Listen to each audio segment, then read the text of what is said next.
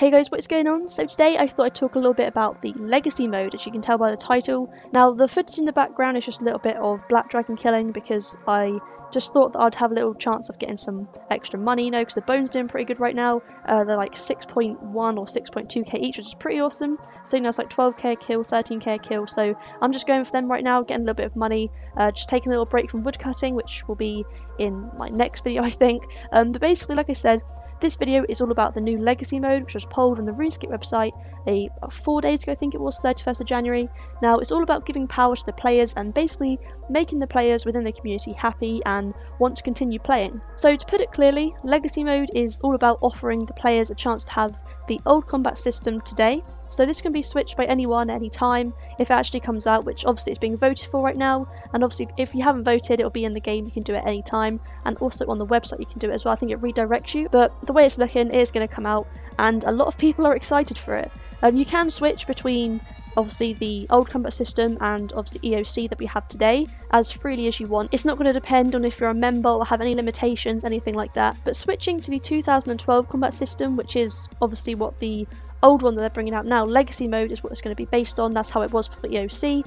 Now this will get rid of a few of the main aspects of the game that it has right now and alter it back to how it used to be. So obviously if you did used to play back then, which a lot of you probably did, then you know what it's going to be like. If not, I'll try and put a picture on the screen now if I can find one of like a decent quality that will show sort of the main aspects as I speak you through it. So as you can see, the old interface setting is a lot different to how it is now. There isn't really a chance to customize things. You can't really move things around, shift them how you want. The hotkeys aren't as sort of involved as they are now, and it's just a lot different. So as you can see, there's like two panels in the bottom right corner of the screen which are basically all your options that you can spread around normally on RS3, and then you've got the combat information around the mini map at the top corner, which can't be moved either. Nothing can be moved, it's all pretty much set in stone where it is. Now it's quite basic, which is what a lot of people like, and it's quite simple, so I think that'll be quite cool to go back to, I guess, to switch back here and there, because you know it's just the way it used to be. It used to be quite easy to sort of get around it. There isn't going to be an action bar or any more abilities, and there will be the option to have this old interface setting on any screen size that you're using.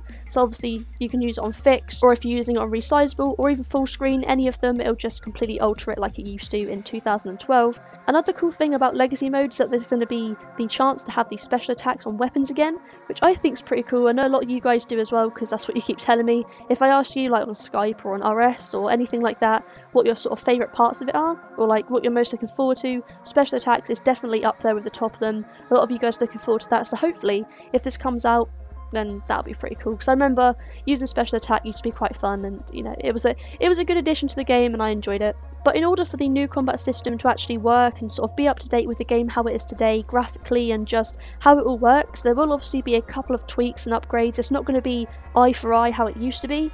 There will be sort of really small differences which you'll be able to notice if you look at old screenshots to how it will be if it actually comes out, but they'll mainly be the same as before, and it's not going to be a massive difference. Remember, if you're a member, anything like that, certain locations, just things along those lines, there'll be no sort of caps as to what if you can change it or not. And like I said, you can just change between the two systems depending on what you're doing or whether you fancy a change, anything like that. So even if you're not really for it, it'll be nice to sort of have the option, I guess, to change against it and just sort of alternate, I guess. That'd be pretty cool. I think it's a really good option that you actually, you know, have the opportunity to do that freely throughout the game. And you know, like I said before, players from either combat system can play and work together without any differences or having any separate servers like 07 and EOC. They should be together. The only thing that'll be different between the two players is simply the interface. So the question I get asked mostly about this is how I feel about it. Am I going to go with it? Am I going to vote against it? I've already voted for it because you can't, there's no harm in voting for it. I mean, the option will be there. It'd be nice to have the option. You don't actually have to go with it.